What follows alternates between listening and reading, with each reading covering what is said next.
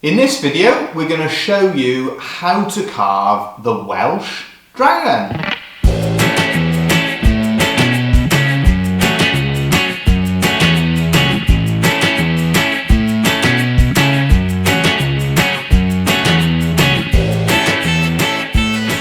For those of you who are interested in taking on the challenge of hand carving the Welsh Dragon, the method that we use is as follows. First of all, we mark the dragon onto the wood. In this example, we've marked it all out using paper first of all and stuck that paper drawing onto the wood itself.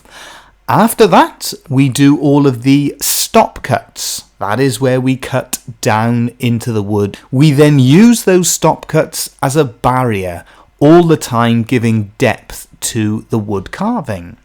You then have to select the parts of the dragon that you want to push back and the other parts that you want to bring out. So things like the back wing, the tail, the tongue and the front claw and the feet, they all get pushed back, whilst the front wing is brought out in the carving, and the face then, again, it is raised in front of the other parts of the design.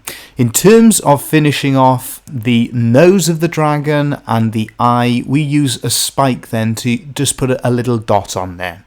Once that is completed, we hand sand and hand shellac our dragon. As the wood we've used for this one, it is a piece of mahogany.